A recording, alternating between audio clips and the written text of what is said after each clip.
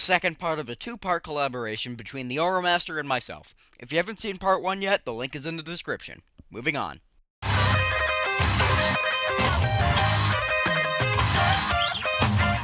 Do I even need to explain this?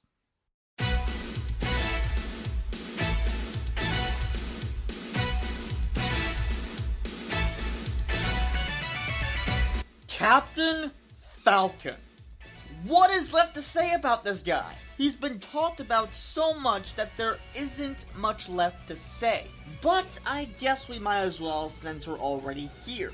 Captain Falcon is the perfect example of what you can do with a character who doesn't have a pre-established moveset in his own series.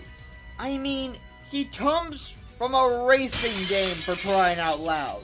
You need to be pretty damn creative to make a freaking race car driver into a fighting game character.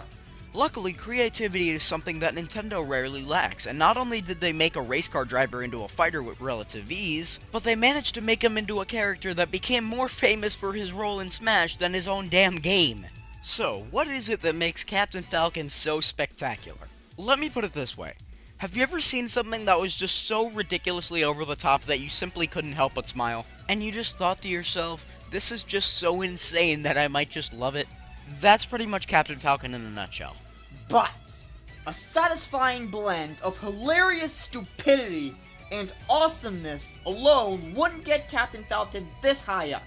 It's a combination of this, and hands down the most satisfying set of special moves in the series. None of his special moves are particularly boring, and they're all a ton of fun to pull off. And of course, how can we forget Falcon? Admittedly, this was toned down, a lot I might add, in Smash 4, but what it never lost was the fun factor. I mean, come on, what is more stupidly awesome than a screaming race car driver wearing a superhero outfit, sending people flying with a flaming fist? There is very little, if anything, more satisfying than pulling off a successful Falcon punch. That's the main payoff with Captain Falcon. Satisfaction. Now get out there and show the world your moves.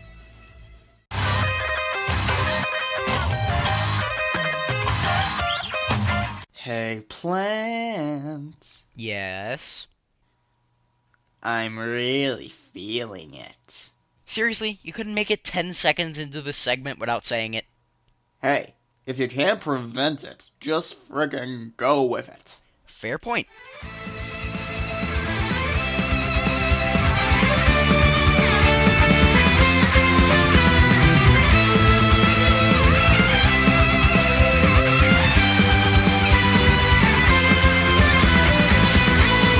Believe it or not, I've been talking about wanting Shulk in Smash long before he was revealed or even leaked. Xenoblade Chronicles is in my top 5 games of all time, after all. Shulk brings into Smash what's probably the coolest freaking sword ever imagined.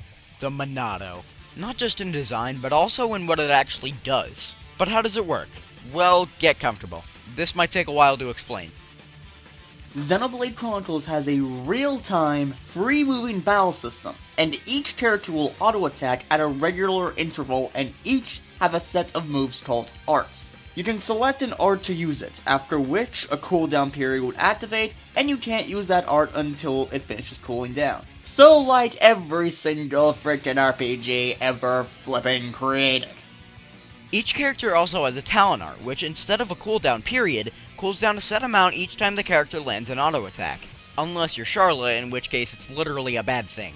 Shulk is a very unique character in gameplay of Xenoblade Chronicles, in that instead of having a talent art himself, the Monado does. And unlike the other characters, it has several of them. But what does this have to do with Smash Bros? Well, Shulk, in Smash, carries the Monado into battle with him. Well, no shit. And along comes the Monado arts. With the Monado arts, Shulk can literally change his stats on the fly. Fighting an opponent with no damage? Use Monado Buster to sacrifice some defense and launching power for a boost in damage output. Need to KO someone but their damage isn't high enough? Use Monado Smash to sacrifice defense and damage output to give yourself some devastating launch power.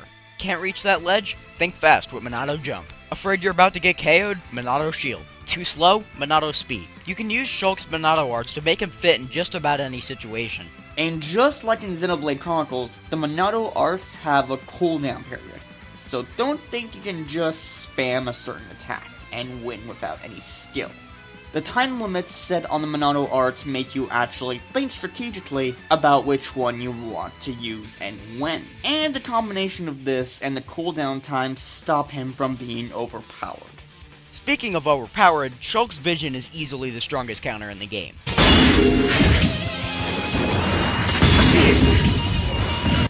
Okay, so maybe not overpowered, but it's really freaking strong.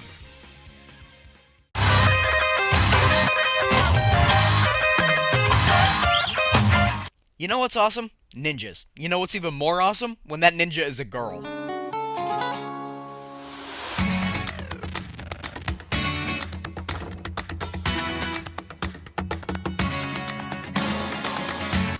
Chic is an incredibly fun character to mess around with. She's super fast, and her moveset gives you a decent selection of both up-in-your-face melee attacks and useful projectiles. Chic's special moves are simple but effective. Her side B, the grenade, is okay, but it's her knives that seal the deal as a projectile. They may not do that much damage, but the combination of their range and the ability to trap opponents for a moment make this attack surprisingly useful. They may not seem that effective, but they're actually extremely useful for keeping foes at bay. Her down B, while hard to use, is pretty effective if used correctly. Chic's specials are good and all, but it's her standard attacks that make her so incredible. A lot of them are very combo-centered, and they all do decent damage. Almost none of her A moves are particularly weak, and when you combine this with her speed, she can be pretty devastating if you know how to use her. Oh, and can we talk about her up B for a second? It's an amazing saving grace if you screw up a jump, and it damages both when she disappears and when she reappears. So you can really have some fun messing with your opponent. Oh, I love messing with people.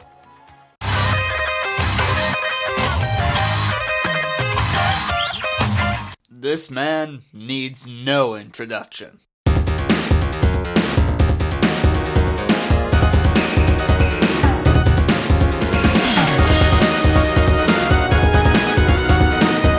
So far, Ryu is surprisingly the only newcomer to be featured as DLC. So far! Come on, Banjo-Kazooie! Come on, Banjo-Kazooie! Will you shut up for a minute? Anyway, Ryu is not only the first original DLC character, Ryu is probably the most interesting Smash Bros. Character ever created. Street Fighter is famous for having loads of very quick button combinations to pull off powerful moves. And as such, Ryu has loads of moves. What's generally surprising is that nearly all of them were brought into Smash Bros. How was this done? By creating the most genius system made for a single character. You can either press a button very quickly for a quick combo-based attack, or you can press it firmly, i.e. holding the button down slightly longer than just tapping it for a stronger attack. And it's not just a standard A. Nearly every single move Ryu has is compatible with this system, essentially giving him twice the number of moves as a normal character. Also, I've KO'd at less than 80% with a strong standard A kick. That thing has crazy knockback for a standing A move. His specials are incredibly fun to use too. His iconic Hadouken makes a great projectile, Shoryuken is a devastating finisher, and his down B counter, if you want to call it that, is incredibly satisfying. But wait, there's more! He also carries over some of his button combos from Street Fighter. That's right, now you can use those to pull off more powerful versions of the Hadouken, the Tatsumaki Senpukyaku, and the Shoryuken. And believe me, as an attack, the powered-up Shoryuken is one of the best uppies in the game. And hearing Kirby shout Hadouken is one of the most adorable things you will ever hear.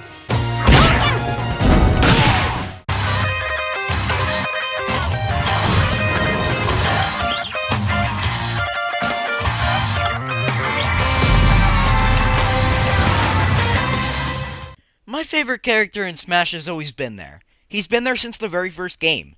Except he wasn't always my favorite. In fact, it was only around the time that Smash 4 was announced that I started to gain respect for this character. I am, of course, talking about Ness. Mewtwo was a great character in Melee, but when it was announced he wouldn't return in Brawl, it was a bit disappointing. However, in his place, we got Lucario. And he's freaking incredible. Ness may be a child, but that doesn't mean... Lucario may seem like a clone of Mewtwo at first, but if you look a little deeper... Wait, are you even listening to me? Who, me? I didn't even know you were talking. Is it possible we're having two different conversations? Probably. Truce? Truce.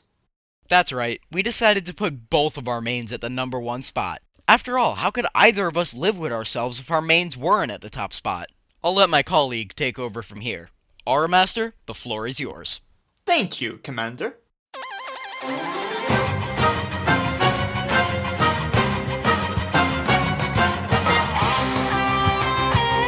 As I was saying, Lucario could have easily been a restand replacement for Mewtwo, but he ended up being so much more than that. In fact, from a competitive perspective, Lucario is probably even better. Not only are his moves different, but he has one of the most interesting gameplay mechanics in the series. Lucario's special ability is his aura. It grows stronger as Lucario takes damage. Meaning, the longer you can keep him around, the more powerful he becomes. I'd like to weigh in here. By all means. Thank you. Now, a lot of people like to use the term risk versus reward when talking about this, and I agree with that. However, unlike most people who say this, I prefer to think of it in the perspective of Lucario's opponent rather than Lucario.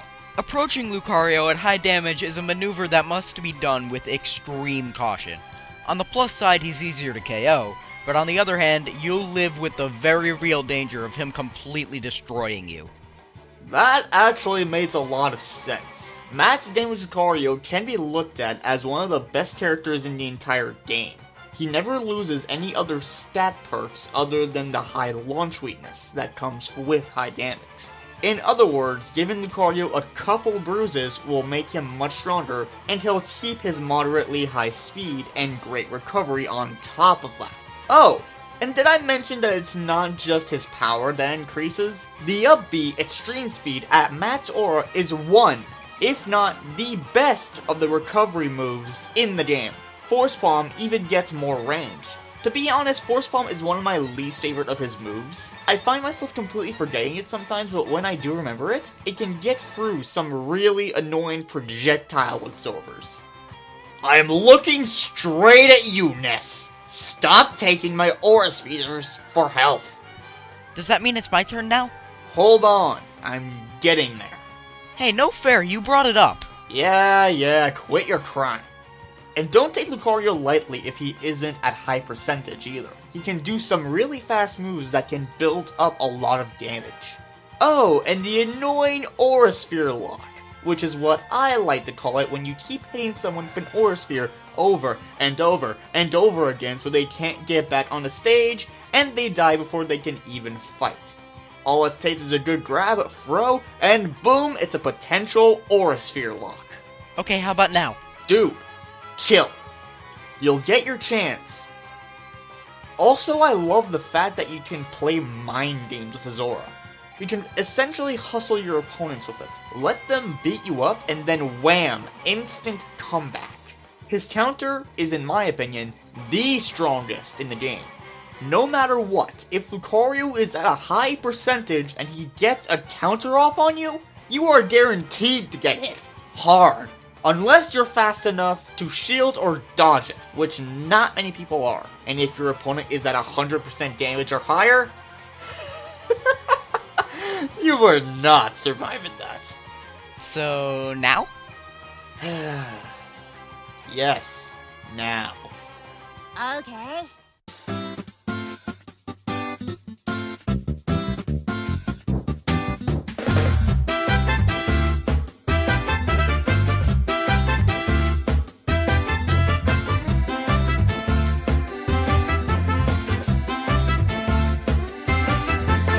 Ness, if you didn't already know, is from Earthbound, the second game in the Mother series, which is notorious for not getting any releases in America.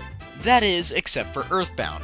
It became incredibly popular, and thanks to Ness and Lucas appearing in the Smash Bros. Games, the Mother series became pretty famous outside of Japan for getting more representation in Smash than its own damn series. I guess you could say it became a smash hit! Dude, you are freaking terrible! Shut up, that pun was funny and you know it! Anyway, I never really liked Ness because I couldn't quite understand how he functioned. That is, until I got the chance to play Earthbound on the Wii U, which not only became one of my favorite games of all time, but also encouraged me to go back to Smash and give Ness another chance. And guys, I get it. I understand now. And he managed to eventually become my favorite character in the entire Smash series.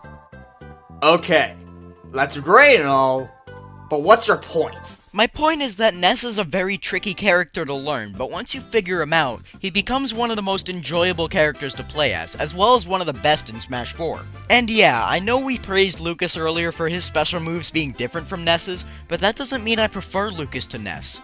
In fact, I'll go as far as to say that I prefer Lucas over Ness as a character, and I prefer Mother 3 over Earthbound, but I still like Ness better in Smash Bros. Get to the freaking point!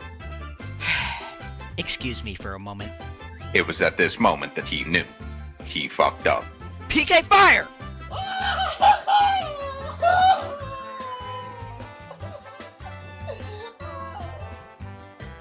Anyway, Ness has easily my favorite set of moves in the series, both for the moves themselves and how they work together in pretty much infinite different ways. PK Thunder, while admittedly not as good as Lucas's for recovery, has insane launching power if you hit yourself onto somebody. PSI Magnet can heal you. PK Fire is a nearly broken trapping move that does continuous damage. And my favorite of them all, PK Flash.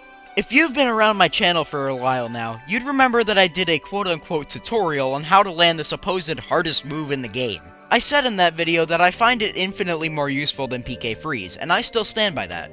If you can pull this thing off at full charge, it deals up to 39% damage and is instant death at any higher than 60. I mean, it's balanced by being incredibly hard to hit with, but when it works, sweet mother of Arceus is it good. And once you've figured it out like I have, it's almost too good. The amount of different ways you can play Ness is actually pretty astounding. Juggle opponents with PK Thunder, PK Fire then run in for a grab, back throw followed by PK Flash, PK Fire and walk up and smack him with a baseball bat, which is, by the way, one of the most powerful side smashes in the game. Okay, now I'm done. Finally. And you know what? As for Ness or Lucario, well, I have an idea. Settle it in Smash?